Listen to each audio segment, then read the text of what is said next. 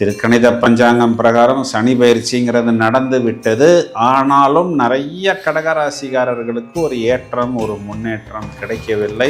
அவங்களுக்கு மனசுக்குள்ளர என்ன ஒரு பயம்னா, இன்னமும் நமக்கு அந்த வாக்கிய பஞ்சாங்கம் பிரகாரம் சனி பயிற்சி நடக்கலையேன்னு சொல்றாங்களே, அதனால கூட இருக்குமோ அப்படின்னு யாரெல்லாம் யோசிக்கிறார்களோ அவர்களுக்கெல்லாம் மார்ச் மாதம் 6ஆம் தேதி வாக்கிய பஞ்சாங்கம் பிரகாரம் சனி பயிற்சி. இதுல இன்னொரு பெரிய பிளஸ் பாயிண்ட் என்ன அப்படின்னு பார்த்தோம்னா, இந்த சனி பயிற்சிங்கிறது இவர்களுக்கு பாக்கிய சனியாக வருகிறது. எந்த அளவுக்கு சாட்டர்ன் இவர்களை அட்டாக் செய்தது, எந்த அளவுக்கு இவர்களுக்கு பிரச்சனைகளை கொடுத்தது, எந்த அளவுக்கு இவர்கள் சுருங்கி போனார்கள், சுருண்டு போனார்கள், வெளியில சொல்ல முடியாத ஒரு கந்தரகோலத்துக்கு ஆளானார்கள் அப்படிங்கிறது இன்னைக்கு கடகராசியில் நாளைக்கு பார்க்க போற ஒரு குழந்தைக்கு கூட தெரியும் அப்படின்னு நம்ம சொல்ல முடியும். ஏன்னா அந்த அளவுக்கு ஒரு ரோலர் கோஸ்ட், இந்த பார்பிக்யூன்லாம் சொல்றாங்க பாருங்க, அந்த அளவுக்கு இவர்கள் நரக வேதனையை அனுபவித்தார்கள். 12ஆம் இடத்துல குரு இருக்குதே பிரதர் அப்படின்னு நீங்க சொன்னா, பிரதர் 12ஆம் இடத்தில் குரு வக்ரம் அப்படின்னா என்ன அர்த்தம்னா, அவர் அந்த நெகட்டிவ் பலன்களை கொடுக்க மாட்டார். அப்போ அந்த குரு குறிகாட்டக்கூடிய 6ஆம் வீடுங்கிறது நம்மளுடைய ஜாபு, 9ஆம் இடங்கிறது நம்மளுடைய பாக்கியம்.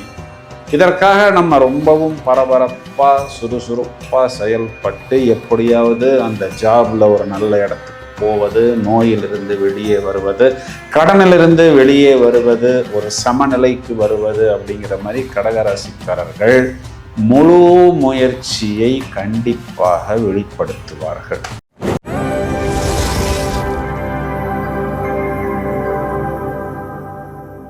ஹலோ ஃப்ரெண்ட்ஸ், நாம் அனைவரும் ஆவலுடன் எதிர்பார்த்து காத்திருக்கக்கூடிய மாசி மாதம் பலன்கள் பிப்ரவரி 13 முதல் மார்ச் 14 வரை. வருடாந்திர கிரகங்களில் எந்த விதமான மாற்றமும் இல்லை.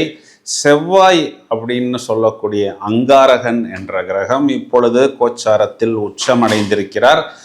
இவர் கும்பராசிக்கு பிப்ரவரி 22 பயிற்சியாக போகிறார். மார்ச் மாதம் 3ஆம் தேதி சுக்கிரன் என்ற கிரகம் மீனராசியில் உச்சமடைய போகிறார். அந்த தேதியில்தான் பௌர்ணமி. மாசி மகம் அந்த தேதியில்தான் கொண்டாடப்படுகிறது.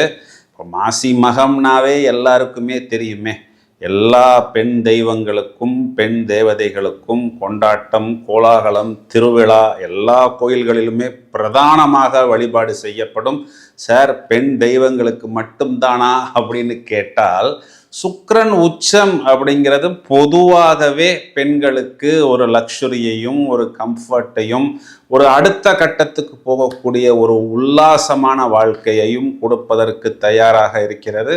தொடர்ந்து ஒரு சந்திர கிரகணமும் இருக்கிறது. ஆனால் அது பெரும்பாலும் நமது நாடுகளில் அந்த அளவுக்கு பாதிப்பை ஏற்படுத்துவதாக இல்லை. ஸோ இவ்வளவு விஷயங்கள், இவ்வளவு சாணித்தியங்கள் நிறைந்த இந்த மார்ச் மாதம் யாருக்கு என்ன கொடுக்க போகிறது என்பதை ஒரு கிளாரிட்டியுடன் சுவாரஸ்யமாக அப்படியே ஒரு மாதிரி ஜனரஞ்சமாக பார்க்கலாம். மாசி மாத பலன்கள்லேயே முதல் தரமான ராஜயோகத்தை பெறக்கூடிய நபர்கள் யாருன்னு பார்த்தா கடகராசிக்காரர்கள் தான். ஏன் அப்படின்னா, திருக்கணித பஞ்சாங்கம் பிரகாரம் சனி பயிற்சிங்கிறது நடந்து விட்டது. ஆனாலும் நிறைய கடகராசிக்காரர்களுக்கு ஒரு ஏற்றம், ஒரு முன்னேற்றம் கிடைக்கவில்லை. அவங்களுக்கு மனசுக்குள்ளர என்ன ஒரு பயம்னா, இன்னமும் நமக்கு அந்த வாக்கிய பஞ்சாங்கம் பிரகாரம் சனி பயிற்சி நடக்கலையேன்னு சொல்றாங்களே, அதனால கூட இருக்குமோ அப்படின்னு யாரெல்லாம் யோசிக்கிறார்களோ அவர்களுக்கெல்லாம் மார்ச் மாதம் 6ஆம் தேதி வாக்கிய பஞ்சாங்கம் பிரகாரம் சனி பயிற்சி. இதுல இன்னொரு பெரிய பிளஸ் பாயிண்ட் என்ன அப்படின்னு பார்த்தோம்னா, இந்த சனி பயிற்சிங்கிறது இவர்களுக்கு பாக்கிய சனியாக வருகிறது.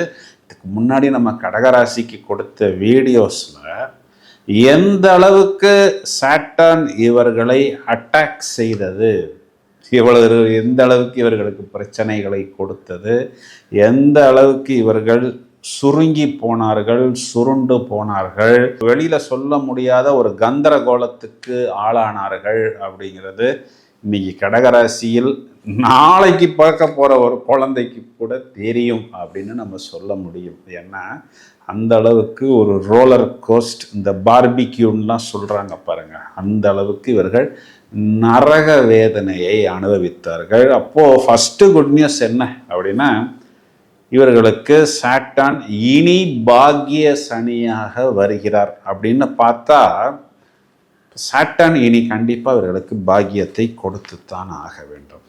பாதக அதிபதியாக இருந்தாலும் சுகஸ்தானாதிபதின்னு சொல்லக்கூடிய சுக்கிரன், அவரும் மார்ச் 3ஆம் தேதி உச்சம், அதுவும் பாக்கியஸ்தானத்தில். அப்படிங்கும் பொழுது இது ஒரு பொருள் வாங்கினா இன்னொரு பொருள் இலவசம் அப்படின்னு சொல்வதற்குண்டான ஒரு சாட்டிஸ்ஃபேக்ஷனை இவர்களுக்கு கண்டிப்பாக கொடுத்துத்தான் ஆக வேண்டும். 12ஆம் இடத்துல குரு இருக்குதே பிரதர் அப்படின்னு நீங்க சொன்னா, பிரதர் 12ஆம் இடத்தில் குரு வக்ரம் அப்படின்னா என்ன அர்த்தம்னா, அவர் அந்த நெகட்டிவ் பலன்களை கொடுக்க மாட்டார். அப்போ அந்த குரு குறி காட்டக்கூடிய 6ஆம் வீடுங்கிறது நம்மளுடைய ஜாபு, 9ஆம் இடம்ங்கிறது நம்மளுடைய பாக்கியம். இதற்காக நம்ம ரொம்பவும் பரபரப்பாக சுறுசுறுப்பாக செயல்பட்டு எப்படியாவது அந்த ஜாப்ல ஒரு நல்ல இடத்துக்கு போவது, நோயிலிருந்து வெளியே வருவது, கடனிலிருந்து வெளியே வருவது, ஒரு சமநிலைக்கு வருவது அப்படிங்கிற மாதிரி கடகராசிக்காரர்கள் முழு முயற்சியை கண்டிப்பாக வெளிப்படுத்துவார்கள். இப்போ சூரியன் 8ஆம் இடத்தில் மறைய போகிறது, செவ்வாய் 8ஆம் இடத்தில் மறைய போகிறது அப்படின்னு எல்லாம் பார்த்தா, 8ஆம் இடம்ங்கிறது மறைவு ஸ்தானம். மறைவு ஸ்தானத்துல ஆப்போசிட்டா ஒரு 4 கிரகங்கள், அதுல குறிப்பா சூரியன் குறிகாட்டக்கூடிய ஒரு அரசாங்கம், செவ்வாய் குறிகாட்டக்கூடிய இடம், பூமி சம்பந்தப்பட்ட, அதுவும் இல்லாமல் சகோதரர்கள் சம்பந்தப்பட்ட விஷயம், சுக்கிரன் முதலில் குறிகாட்டக்கூடிய பெண்கள், குறிப்பாக உல்லாசம், கம்ஃபர்ட் சம்பந்தப்பட்ட விஷயம், புதன் குறிகாட்டக்கூடிய புத்தி, அறிவு, புத்திசாலிகள், டெக்னாலஜி, நவீன தொழில்நுட்பம், இதெல்லாம் சேர்ந்து நம்மை ஆப்போசிட்டாக அட்டாக் செய்யுமே அப்படின்னு ஜோதிடம் தெரிந்தவர்கள் வருத்தப்பட மாட்டார்கள். ஏன் அப்படின்னா, இந்த கூட்டணிக்கே குருவின் பார்வை இருக்கிறது.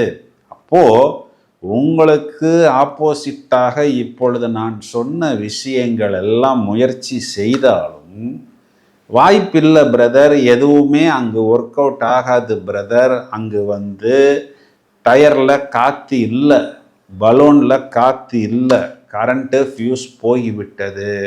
உங்களை எதிர்த்து நிற்கக்கூடிய நபர் தன்னுடைய தம்மை இழந்து விடுவார். அப்படின்னா என்ன அர்த்தம்? இறுதியில் வெற்றி உங்களுக்கு. ஏன்னா உங்களுக்கு லாபாதிபதி இதே மாதத்தில் உச்சமடைய போகிறார். அப்போ மிச்சம் இருந்த கஷ்டங்கள் எல்லாம் விலகிவிடும் அப்படிங்கிற மாதிரி கண்டிப்பாக எடுத்துக்கலாம். இதில் ஒரே ஒரு விஷயம் என்னன்னா, அடி வயிறு சம்பந்தப்பட்ட விஷயத்தில் கொஞ்சம் கவனம் எடுத்துக்கொள்ள வேண்டும். இந்த உணவு எடுத்துக்கொள்ளும் பொழுது இந்த லேட் நைட் ஃபுட்டு, இல்லைன்னா ரொம்பவும் இந்த ஃபேட்டான ஃபுட்டு, பதப்படுத்தப்பட்ட ஃபுட்டை நீங்கள் அவாய்டு செய்ய வேண்டும். சின்ன சின்ன இஎன்டி ப்ராப்ளம் வரும். இந்த ரூட் கேனல் பண்ணுறது, கேப் வைக்கிறது, இந்த மாதிரி சின்ன சின்ன பிரச்சனைகள் வரும். ஆனால் நிறைய பிரச்சனைகளிலிருந்து உங்களுக்கு ஒரு விடுதலை அப்படிங்கிறது கண்டிப்பாக வரும். 8ஆம் இடத்தில் புதன், சுக்கிரன், குறிப்பாக 8ஆம் இடத்தில் சுக்கிரன் இருக்கும் பொழுது உங்களை அவமானப்படுத்துறதுக்கு, அதாவது ஒரு இல்லீகல் ப்ரொப்போசல் அப்படின்னு சொல்லலாம். திருமணமான நபர்களாக இருந்தாலும், திருமணம் ஆகாத நபர்களாக இருந்தாலும், ஏதாவது ஒரு ப்ரொப்போசல், இந்த மாதிரி இந்த லிவிங் டுகெதர் அப்படின்லாம் இப்போல்லாம் சொல்கிறாங்க பாருங்கள். இந்த மாதிரி உங்களை தூண்டக்கூடிய நபர், உங்களை சிக்கலில் சிக்க வைக்கக்கூடிய அளவுக்கு ஒரு நபர் முதலில் யோசிப்பார். ஆனால் அவர் உங்களை அணுகுவார். பிறகு அவர் 8ஆம் இடத்தை விட்டு வெளியே போகிறார். அவரும் குரு பார்வையில் தான் இருக்கிறார். அதனால் அவர் எடுக்கக்கூடிய முயற்சிகள் எதுவுமே வேலை செய்யாது. இப்போ இது எல்லாத்துக்கும் 12ஆம் இடத்தில் குரு இருந்தாலும் ஒரு கவச்சம் போல் அவர் உங்களுக்கு பாதுகாப்பு கொடுத்து கொண்டிருக்கிறார். மாணவர்கள், குழந்தைகளை எடுத்துக்கிட்டோம் அப்படின்னா, இது காலகட்டங்களில் நீங்கள் தேவையில்லாத விஷயங்களை தவிர்த்து விட்டு பேசிக்காக அடிப்படையான விஷயங்களில் மட்டும் கூடுதல் கவனம் எடுத்துக்கொண்டால் அதுவே போதுமானது. வாகனங்கள் பொதுவாக பத்திரமாக பார்த்து கொள்ளுங்கள். சகோதரிகள் கடகராசியில் நம்ம எடுத்துக்கிட்டோம் அப்படின்னா, உங்களுடைய கணவனை குறிகாட்டக்கூடிய செவ்வாய் குருவின் பார்வையில் இருக்கிறார். 7ஆம் அதிபதி பாக்கியத்துக்கு வருகிறார். அப்படின்னா என்ன அர்த்தம் அப்படின்னா, கணவனால் உங்களுக்கு மைனஸ் இல்லை அப்படின்னு கேரண்டியாக சொல்லலாம். அப்படின்னா என்ன சிஸ்டர் அப்படின்னு பார்த்தோம்னா, கணவனால் மைனஸ் இல்லை அப்படின்னா அதையே ஒரு ப்ளஸ் பாயிண்டாக கண்டிப்பாக எடுத்துக்கொள்ளலாம். வயதில் மூத்த நபர்கள் இடம் பூமி சம்பந்தப்பட்ட விஷயங்களில் ஏதாவது பேச்சுவார்த்தை ஆரம்பித்தாலும் செவ்வாய் இந்த 8ஆம் இடத்தை விட்டு வெளியே வர வேண்டும். அதனால் இன்னொரு 1 மாதம் 1.5 மாதம் தள்ளி போடுவது புத்திசாலித்தனம். இப்பொழுதுக்கு பேச்சுவார்த்தை அளவில் மட்டும் நீங்கள் வைத்து கொண்டால் போரும். அரசாங்கம் சம்பந்தப்பட்ட ஆவணங்கள் டாக்குமெண்ட்ஸ் எல்லாம் கரெக்டாக இருக்கிறதா அப்படிங்கிறத 1க்கு 2 தடவை நீங்கள் செக் செய்து கொண்டால் அதுவே போதுமானது.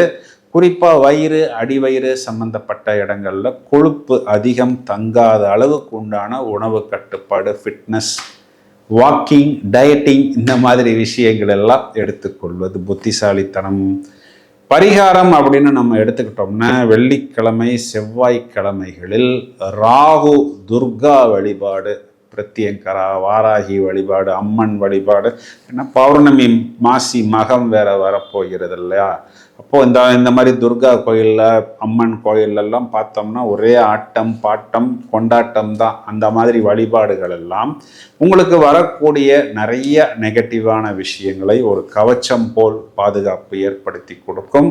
இந்த பதிவை உங்களது நண்பர்களுக்கும் உறவினர்களுக்கும் ஷேர் செய்யுங்கள். தொடர்ந்து இணைப்பில் இருங்கள். வாழ்த்துக்கள். Thank you friends.